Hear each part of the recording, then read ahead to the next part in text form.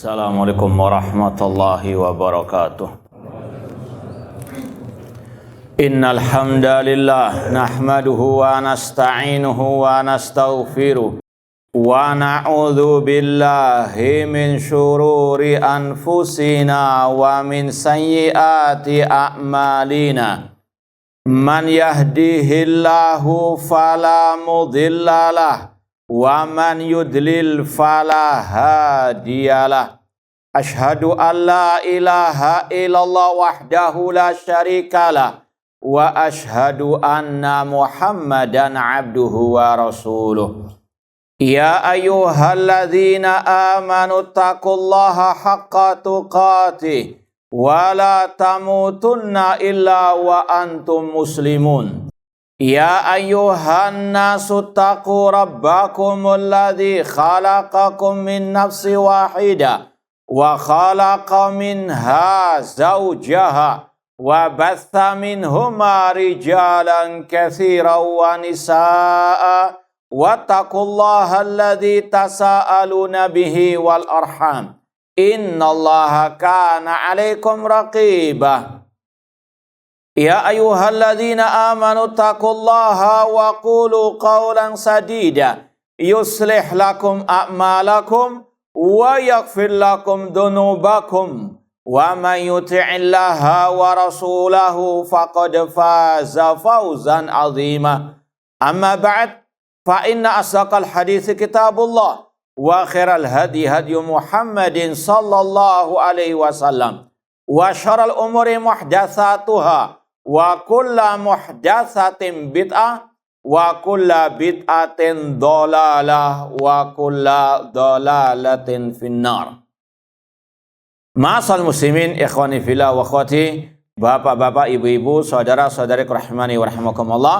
Alhamdulillah, segala puji bagi Allah Subhanahu wa taala yang mempertemukan kita kembali dalam kajian kitab Al-Aqidah Al-Wasithiyah oleh Syekhul Islam Ibnu Taimiyah rahimahullah dengan syarah atau penjelasan dari Fadilatul Syekh Dr. Shalih bin Fauzan Al-Fauzan hafidhallahu taala. Semoga Allah Subhanahu wa taala senantiasa memberikan kepada kita keistiqomahan dalam belajar akidah Ahlussunnah dan berpegang teguh dengannya sampai akhir hayat kita nanti.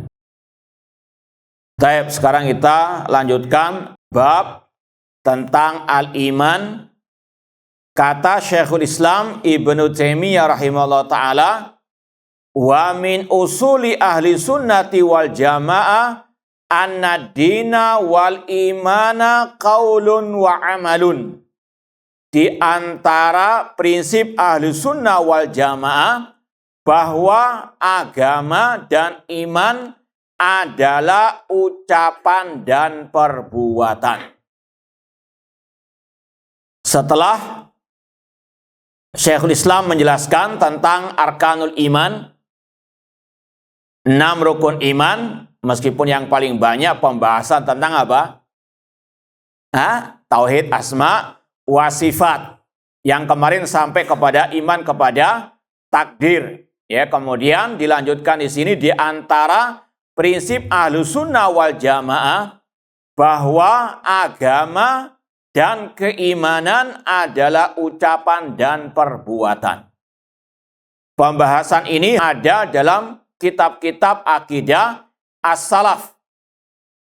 Di antara sebabnya karena kelompok sesat pertama yang muncul di tengah kaum muslimin itu penyimpangannya dalam bab yang satu ini.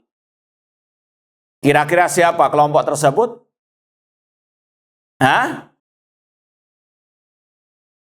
Ya, ada lagi yang lebih klasik lagi dari Murji'ah. Al-Khawarij. Ya, seperti yang mungkin sudah kita pernah sampaikan, kata seorang ulama tabi'in yang bernama Abdullah bin Mubarak rahimahullah, aslu isnataini wa sab'ina hawan arba'atu ahwa. Nenek moyang kelompok sesat ada 4. Yang pertama siapa? Al-Khawarij, Asy-Syiah Rafidhah, Al-Qadariyah, Al-Murji'ah. Yang pertama muncul Khawarij dan Rafidhah. yaitu di zaman kekhalifahan Utsman bin Affan radhiyallahu taala anhuma. Ini kalau dari sisi benihnya. Adapun Murji'ah ini di akhir-akhir zaman para sahabat atau mungkin di awal-awal zaman para at-tabi'in. Jadi lebih dulu siapa? Al-Khawarij. Ya, kelompok Khawarij, mereka salah satu penyimpangannya dalam bab al-iman. Nanti akan ada pembahasan lebih khusus lagi tentang pelaku dosa besar. Makanya bab ini, bab masalah al-iman dan yang berkaitan dengannya, ini banyak dibahas, hampir rata-rata ada dalam kitab-kitab akidah salaf. Karena tadi penyimpangan kelompok pertama di tengah kaum muslimin dalam bab al-iman. Dan dari sini pula sebagian ulama salaf mencantumkan bab ini di awal kitab mereka. Di antaranya yang hampir kita khatamkan kajiannya, yaitu kitab Mu'taqad Ahlussunnah wal Jamaah atau Ijma' Salafil I'tiqad oleh Imam Harb Al-Kirmani. Ya, kalau kita kajian hari Kamis badal maghrib juga, yaitu kitab Akidah Ahlussunnah oleh muridnya Imam Ahmad yang bernama Harb Al-Kirmani yang hidup di abad ketiga Hijriah. Beliau mencantumkan pembahasan akidah pertama kali berkaitan dengan bab al-iman. Yaitu tadi di antara sebabnya kelompok sesat pertama yang muncul di tengah kaum muslimin itu menyimpang dari bab yang satu ini. Nanti akan ada lebih perinciannya. Baik. Oleh karena itulah kata Syekhul Islam Ibnu Taimiyah di antara prinsip Ahlussunnah wal Jamaah bahwasanya agama adalah ucapan dan perbuatan. Iman adalah ucapan dan perbuatan. Ini prinsip Ahlussunnah. Yang menyimpang darinya bisa keluar dari Ahlussunnah wal Jamaah.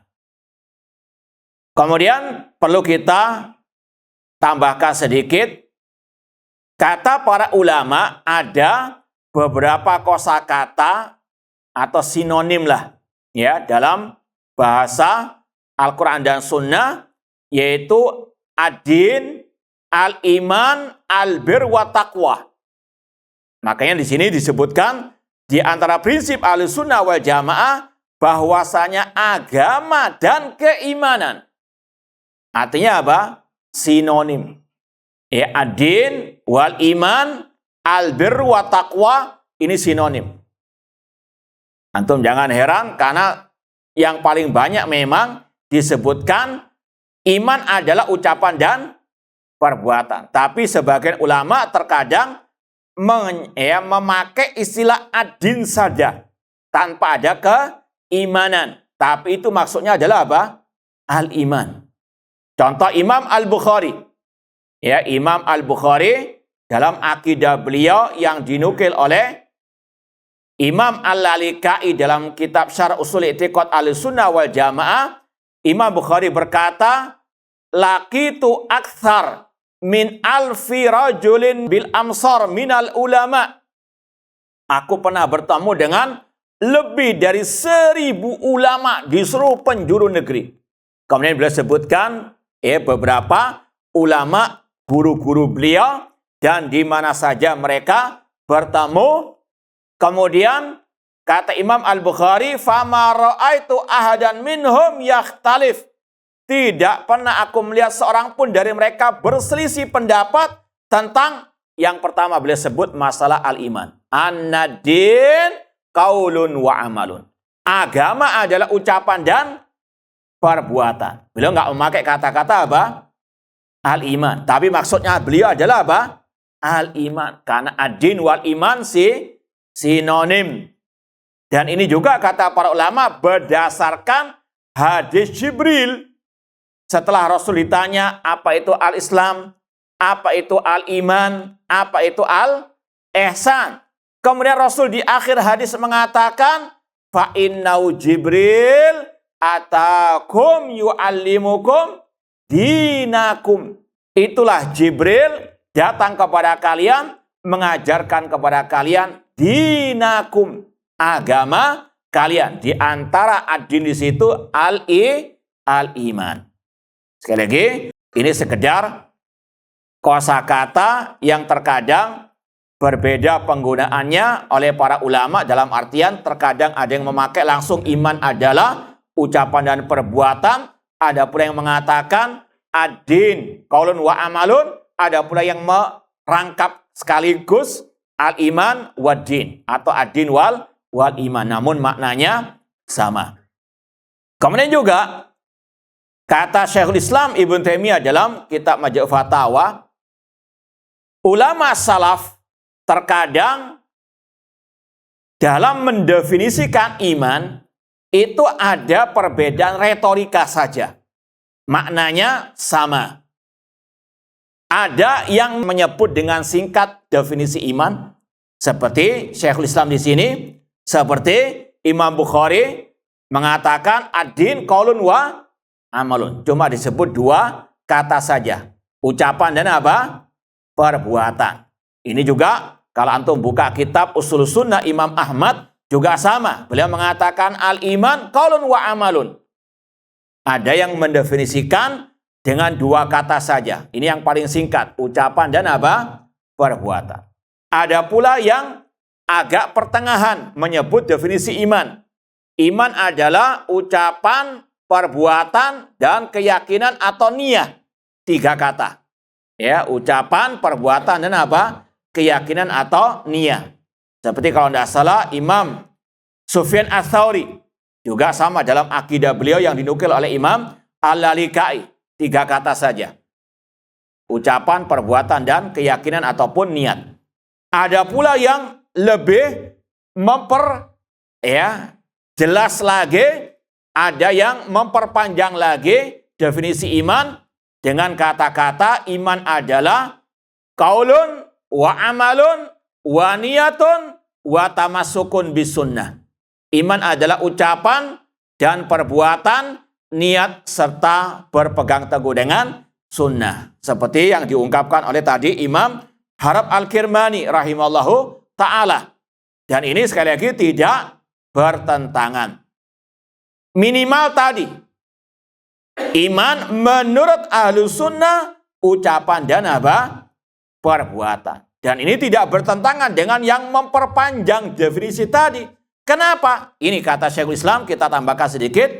Karena ucapan dan perbuatan itu bisa diperinci lagi.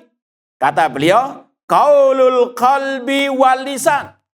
Ucapan ada 2 macam.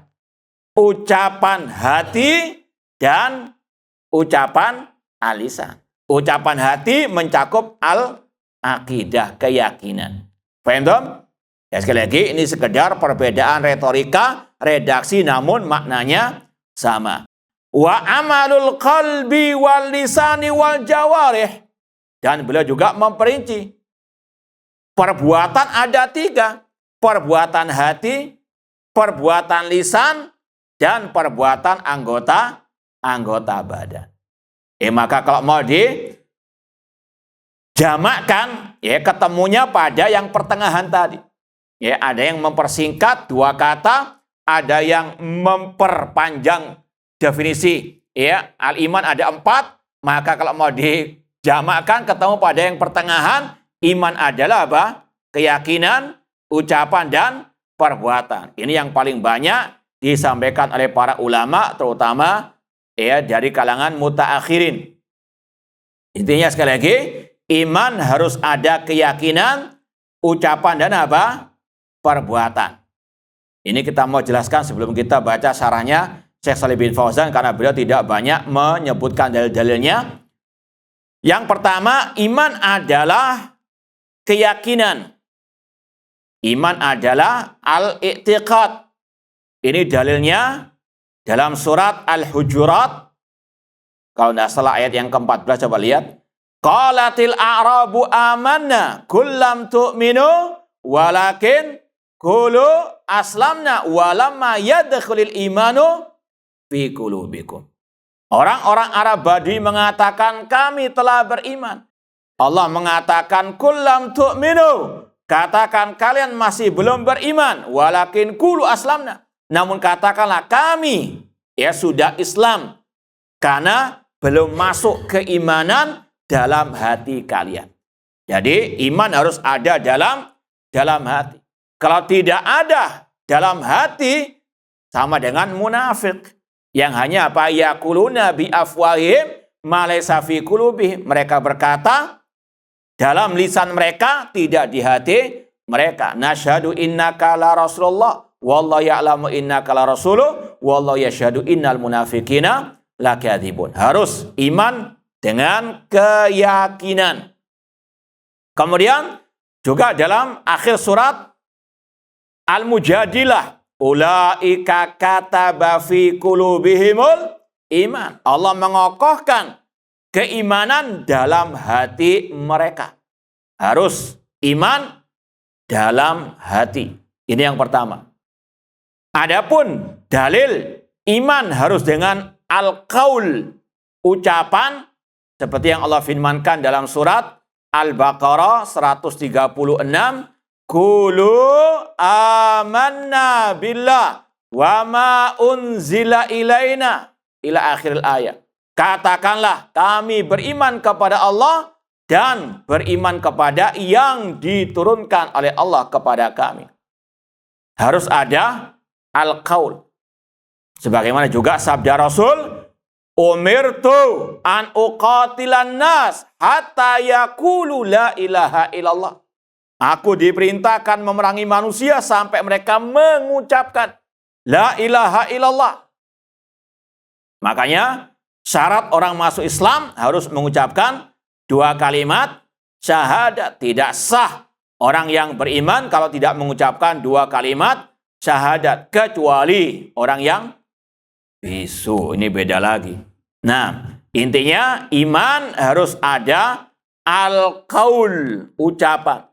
Kalau iman tanpa ucapan, seperti Abu Thalib, pamannya Rasulullah SAW. Seperti yang sudah kita sampaikan, pamannya Rasul yang bernama Abu Thalib ikut ajaran sungkanisme. Kenapa? Ya, karena sungkan mengucapkan 2 kalimat syahadat, meskipun hatinya meyakini Islam agama yang hak. Ya, dia pernah mengatakan, laqad alimtu bi anna dina Muhammadan min khairi adyanil bariyati dina. Sungguh aku mengetahui, aku meyakini agama Muhammad sebaik-baik agamanya manusia. Dalam keyakinannya, yakin ya agama yang dibawa oleh Nabi Muhammad agama yang hak. Namun kata Abu Thalib, laulal malamatu au hidharu masabbatin lawajatani samhan bidaka mubina. Seandainya aku tidak takut caci makian, bulian ya orang-orang Quraisy, ya maka kurang lebihnya engkau akan mendapatiku masuk al-Islam. Ini yang kita katakan tadi, Abu Thalib nggak mau masuk Islam karena apa? Sungkan dengan. Nah, makanya ada sungkan yang bisa memasukkan orang ke dalam apa? Neraka. Paham, Tom? Ya, maka sekali lagi hati-hati dengan ajaran sungkanisme ala Abi Thalib. Na'udzubillahi min dalik. Maka tidak cukup hanya keyakinan, harus ada apa? Ucapan di al-lisan. Kemudian iman harus dengan al-amal. Amal perbuatan anggota badan. Dalilnya surat Al-Baqarah juga 143.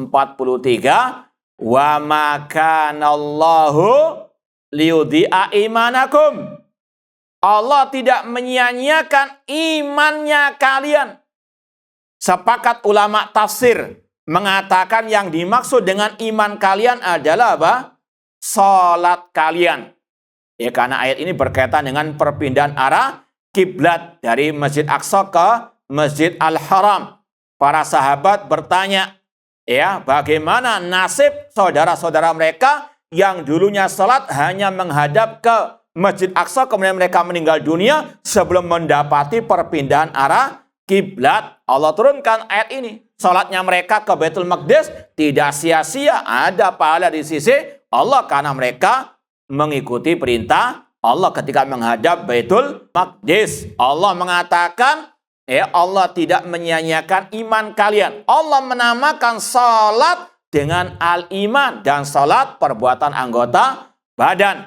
Ini sebagai dalil iman harus dengan perbuatan anggota badan.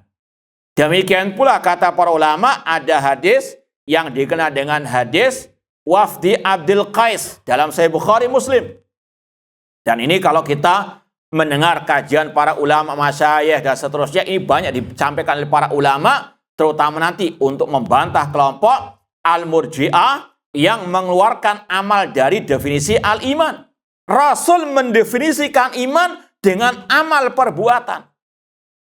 Di antaranya tadi hadis Wafdi Abdul Qais, pernah Rasul mengatakan, amurukum bi arba'in. Aku perintahkan kalian untuk melakukan 4 hal. Yang pertama kata Rasul, al-imanu billah, yaitu beriman kepada Allah. Kemudian Rasul bertanya, atadruna mal imanu billah? Apakah kalian tahu apa itu iman kepada Allah? Rasul menggunakan kata-kata apa? Al-iman. Tapi Rasul mentafsirkan al-iman ya dengan ucapan syahadati alla ilaha illallah wa iqamis shalah wa ita'iz zakah wa shaumi ramadan wa antu adul khumusa ma ghanimtum. Bersaksi la ilaha illallah, mendirikan salat, menunaikan zakat, puasa Ramadan, dan menunaikan 1/5 dari harta rampasan perang. Rasul mendefinisikan iman dengan keyakinan tok di situ? Enggak. Namun apa? Ya, amal perbuatan. Maka iman harus dengan al-amal. Paham dong? Kemudian dalil yang mencakup tiga bagian dari iman tadi, ucapan, perbuatan, keyakinan, hadis apa namanya? Ahsanta. Hadis tentang cabang keimanan. Itu mencakup 3 bagian iman tadi. Kata Rasul, ada yang hafal hadisnya? Biar nggak ngantuk. 6. Apa bunyi hadisnya? Ahsan. Lanjut. Lanjut terus. Ahsan, tak jazakallah khair. Taib. Rasul mengatakan dalam hadis riwayat Muslim, al-iman bid'un wa sab'una syu'bah. Iman memiliki 70 lebih cabangnya. Yang paling tinggi ucapan la ilaha illallah, fa afdaluha, yang paling afdal qaul, ucapan la ilaha illallah. Wa adanaha imatatul adzani tariq, dan yang paling rendah menyingkirkan gangguan dari jalan, al-amal. Kemudian wal haya syu'batun al iman, rasa malu bagian daripada al-iman. Ini sekali lagi hadis yang mencakup 3 bagian dari definisi iman menurut Ahlus Sunnah wal Jamaah. Taib, ma'asal muslimin, ikhwani fillah wa akhwati rahimani wa rahmakumullah. Kita baca lagi ucapan Syekhul Islam Ibnu Taimiyah rahimahullah.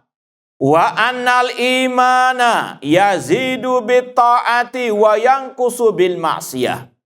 Dan bahwasanya keimanan itu bisa bertambah dengan ketaatan dan bisa berkurang dengan kemaksiatan. Ini juga sering digabungkan dengan pembahasan tadi, definisi iman. Kenapa demikian? Yaitu tadi, karena kelompok sesat yang pertama muncul menyimpang dari akidah Ahlussunnah, terutama dalam poin yang satu ini. Tadi, kelompok Khawarij, ini nanti akan ada pembahasan lebih lanjut oleh Syekh Shalih bin Fauzan. Kelompok-kelompok sesat mereka memiliki definisi masing-masing. Kelompok Khawarij definisinya sama dengan Ahlussunnah. Iman adalah ucapan, perbuatan, dan keyakinan. Cuma bedanya dalam bab ini. Iman nggak bisa apa? Bertambah, nggak bisa apa? Berkurang. Kata kelompok Khawarij, iman itu satu kesatuan. Tidak bercabang, tidak bisa bertambah, tidak bisa berkurang. Tapi kalau dia melakukan salah satu perbuatan maksiat, hilang semuanya. Namanya satu kesatuan. Nggak bercabang. Maka kalau hilang satu apa? Habis, murtad. Inilah sekali lagi sumber kesesatan kelompok Khawarij dan juga kelompok teroris di abad ini. Dan ini akan ada pembahasan lebih lanjut tentang pelaku dosa besar setelah ini. Intinya ini yang dibahas oleh para ulama kelompok Khawarij, mereka menyimpang dalam bab ini, yaitu bab ziyadatul iman wa nuksani. Ini juga lawannya kelompok Murji'ah. Kelompok Murji'ah sama mengatakan iman tidak bercabang. Al-iman la yataba'at. Tapi hasilnya beda dengan Khawarij. Kalau Khawarij mengatakan karena iman adalah ucapan, perbuatan, dan amal. Kalau dia berbuat amal yang jelek, maksiat, hilang semua imannya. Kafir, murtad. Kelompok Murji'ah mengatakan amal bukan bagian dari iman. Paham? Ya, amal bukan bagian daripada apa? Al-iman. Maka apapun yang diperbuat oleh seseorang tidak mempengaruhi keimannya. Imannya tetap utuh. Orang yang ahli maksiat, imannya sama dengan Abu Bakar wa Umar. Paham? Ya, meskipun sama-sama mengatakan iman nggak bercabang, nggak bisa bertambah, nggak bisa berkurang. Tapi sekali lagi tadi, beda hasilnya. Kalau pelaku maksiat menurut Murji'ah itu apa? Sempurna imannya. Kalau menurut Khawarij, murtad, keluar dari al-Islam. Ahlussunnah pertengahan mengatakan orang yang berbuat maksiat mukmin namun kurang imannya. Nanti akan ada pembahasan lebih lanjut. Cuma sekali lagi ini yang kita tekankan, kenapa ulama membahas masalah ini untuk membantah kelompok-kelompok sesat, terutama yang pertama-tama muncul di tengah-tengah kaum muslimin. Dan ini juga masih ada di tengah-tengah umat Islam sekarang yang meyakini akidah-akidah sesat seperti ini. Kemudian ikhwani fillah wa akhwati rahimani wa rahmakumullah, adapun dalil iman bisa bertambah yaitu dalam firman Allah surat Al-Anfal ayat yang kedua, innamal mu'minuna alladzina idza dzukirallahu wajilat qulubuhum wa idza tuliyat alaihim ayatuhu zadathum imana wa ala rabbihim yatawakkalun. Sesungguhnya orang-orang yang beriman adalah orang-orang yang apabila disebut nama Allah, gemetarlah hati mereka, apabila dibacakan ayat-ayat Allah, bertambahlah iman mereka. Ini intinya. Zadathum imana. Ini membantah tadi kelompok Khawarij, kelompok Al-Murji'ah.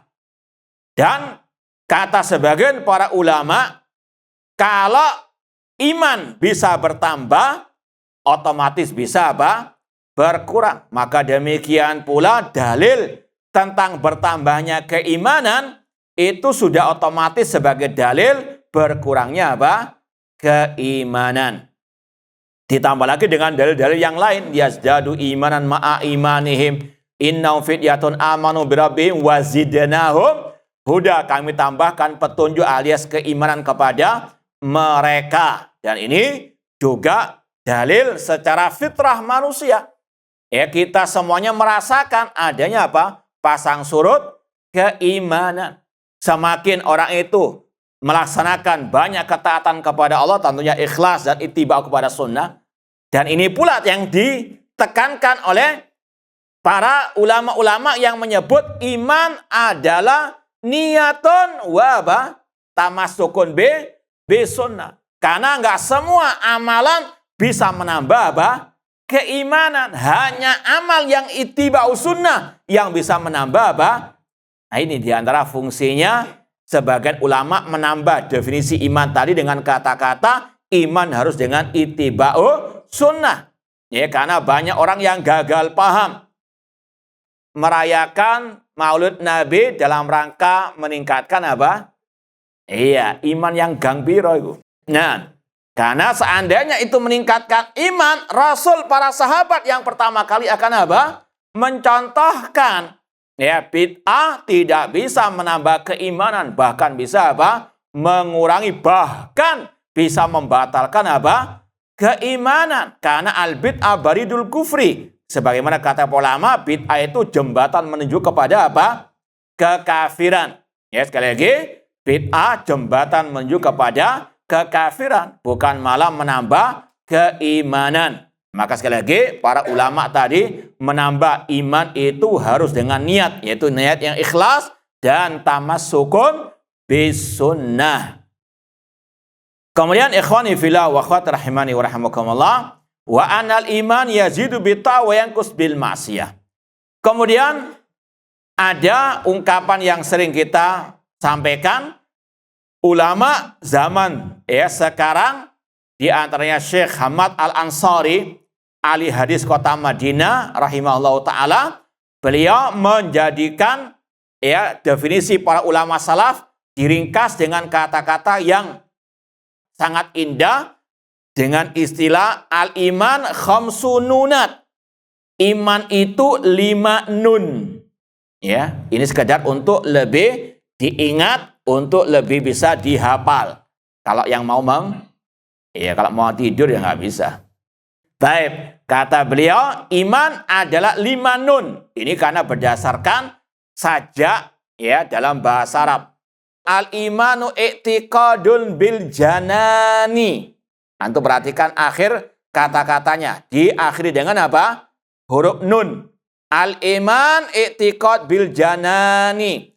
Iman adalah keyakinan dengan hati. Bil janani. Wa qaulun bil lisani. Ucapan dengan lisan. Wa amalun bil arkani. Dan perbuatan anggota badan. Yazidu bi ta'atir rahmani.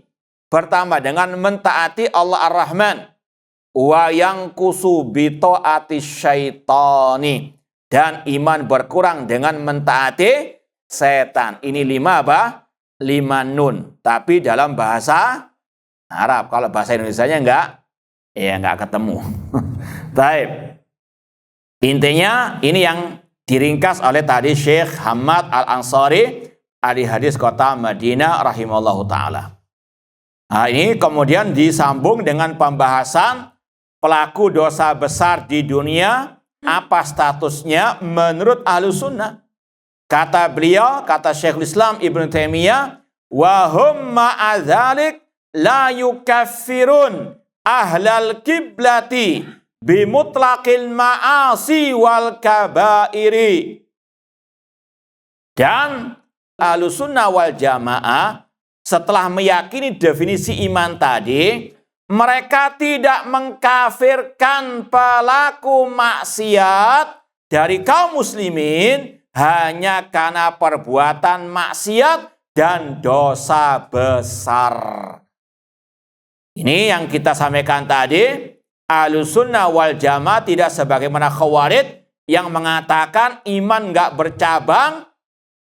Kalau satu hilang, hilang semuanya. Ya, mereka pun mengkafirkan pelaku dosa besar. Ahlussunnah mengatakan iman itu ada lebih dari 70 lebih cabangnya. Kalau satu hilang, nggak mesti apa? Ya seperti pohon. Ranting satu berguguran atau beberapa berguguran, apakah langsung pohon itu tumbang? Nggak mesti. Makanya Rasulullah yang perumpamakan iman seperti apa? Pohon. Dan Syekh Abdurrahman As-Sa'di rahimahullah, beliau punya kitab Syajaratul Iman, ya, tentang masalah pohon keimanan. Artinya Rasul memperumpamakan iman seperti pohon. Ya, ada cabang-cabangnya. Cabang satu dari pohon tersebut jatuh, runtuh, apakah tumbang pohon itu? Tidak mesti. Kecuali kalau akarnya yang sudah apa? Hilang. Baru apa? Tumbang, yaitu ucapan la ilaha illallah. Intinya, inilah Ahlussunnah tidak gegabah mengkafirkan kaum muslimin. Apalagi hanya karena perbuatan dosa. Makanya Imam Al-Bukhari dalam kitab Al-Iman, dalam kitab Sahih Bukhari, ada kitab Al-Iman. Beliau mencantumkan kitab Al-Iman bab Al-Ma'asi min amril jahiliyah la yakfur murtakibuha illa syirk. Kata beliau, perbuatan maksiat itu bagian dari perbuatan jahiliyah. Tidak kafir pelakunya kecuali asyirk, kesyirikan. Di waktu adzan ya.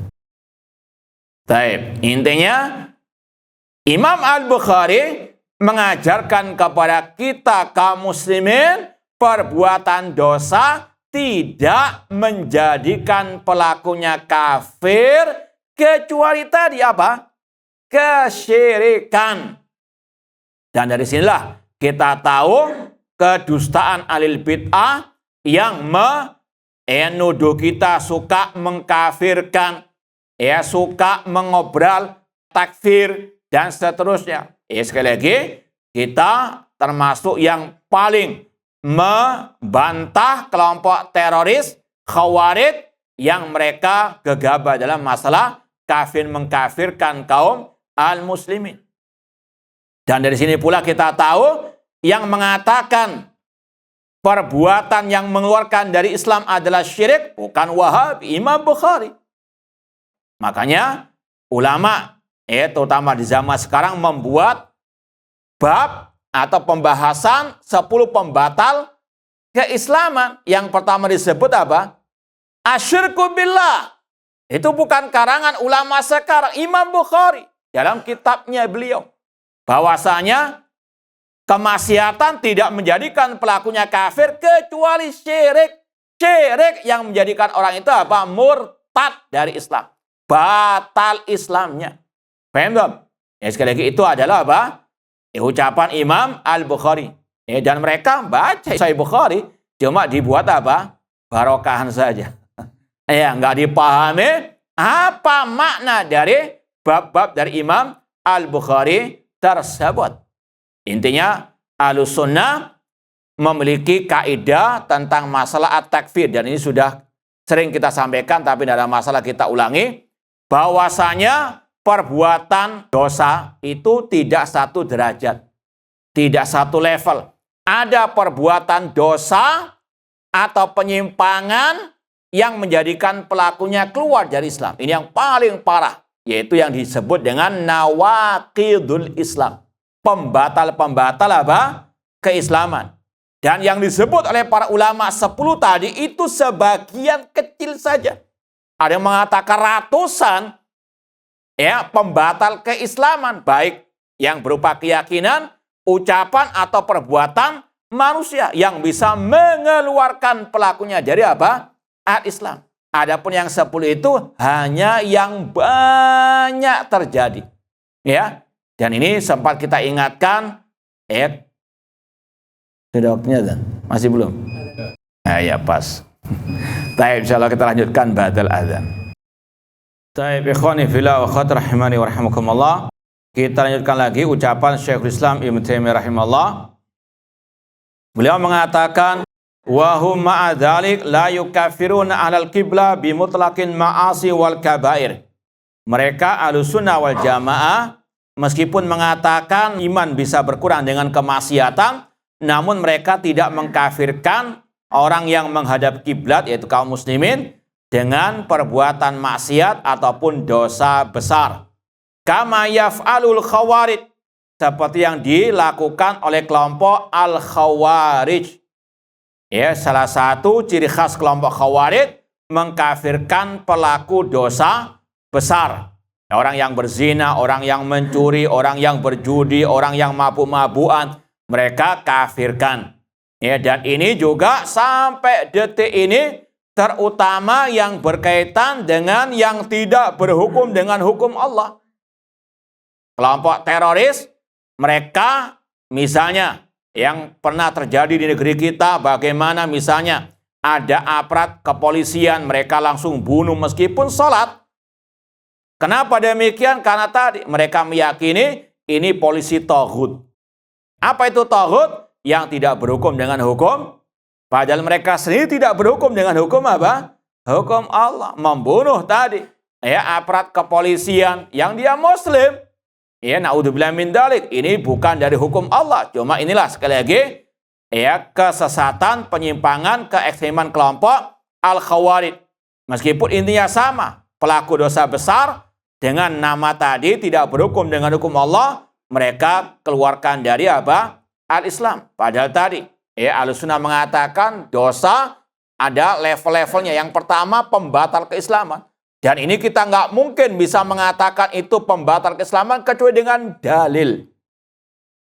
Kecuali dengan apa? Ad-dalil. Ya, contoh masalah dosa besar itu tidak mengeluarkan dari Islam. Ini banyak sekali dalilnya yang akan disampaikan oleh Syekhul Islam Ibnu Taimiyah rahimahullah. Namun tadi kita mau tambung pembahasan kita, dosa itu ada macam-macam. Ada yang membatalkan keislaman. Dan itu ratusan. Ada yang mengeluarkan dari Ahlussunnah namun nggak mengeluarkan dari Islam. Ya, seperti misalnya mengatakan pemimpin kaum muslimin demikian mencaci maki mereka di hadapan umum. Ini bid'ah sabaiyah, nggak sampai mengeluarkan dari apa? Al-Islam. Adapun tadi dosa-dosa besar seperti perjudian, perzinahan, ini bisa jadi pelakunya masih ahli sunnah tapi ahli apa? Maksiat. Ya, sekali lagi kemaksiatan tidak mengeluarkan dari ahlu sunnah. Makanya dosa dalam Islam ini ada tingkatan-tingkatannya. Yang paling bahaya dosa syirik, bid'ah, dosa besar. Baru dosa-dosa apa? Kecil. Ya, sekali lagi tidak satu tingkat.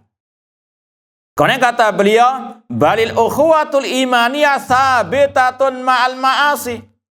Bahkan ukhuwah keimanan masih tetap ada pada diri orang yang berbuat maksiat. Dalilnya ini yang kita isyaratkan tadi, membantah kelompok Khawarij yang mengkafirkan pelaku dosa besar.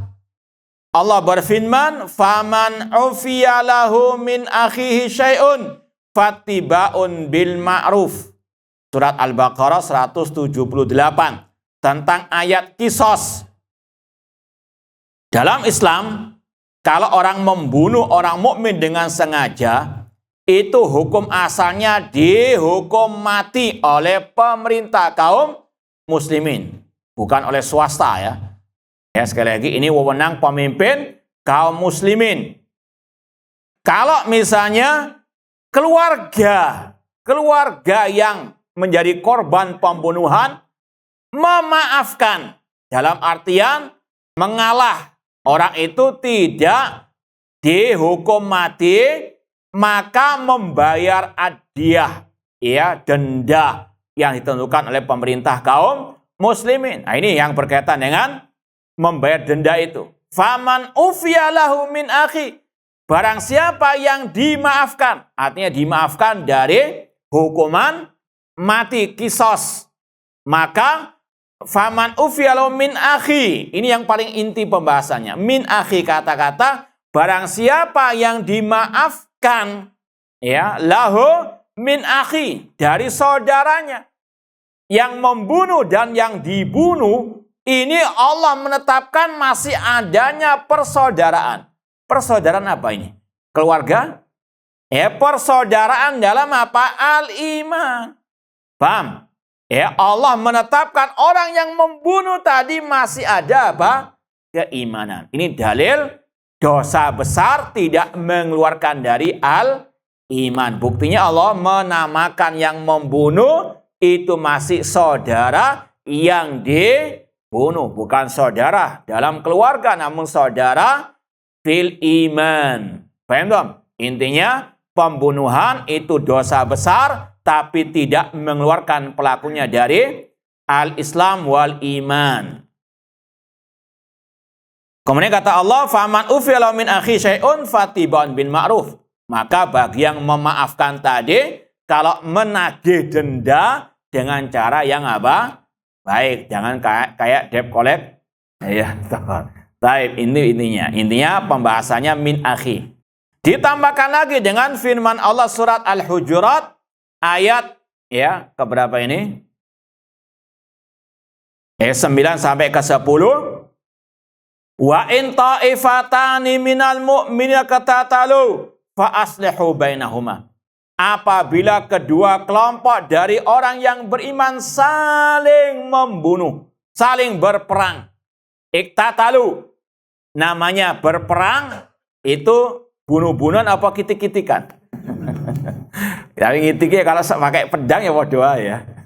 Intinya Allah menamakan mereka yang berperang, yang saling membunuh, minal mu'minin, dari orang yang beriman. Allah menetapkan pelaku dosa pembunuhan itu minal mu'minin. Ini membantah kelompok Khawarij yang mengatakan dosa besar mengeluarkan dari Allah, tidak mengeluarkan mereka dari iman. Bahkan Allah mengatakan minal mu'minin. Ya, kemudian dilanjutkan fa aslihu bainahuma, maka damaikanlah di antara keduanya. Fa in baghat ihdahuma 'alal ukhra faqatilul lati tabghi hatta tafi'a ila amrillah. Jika salah satu dari dua kelompok tersebut melampaui batas terhadap yang lain, maka perangilah yang melampaui batas sampai dia kembali kepada perintah Allah.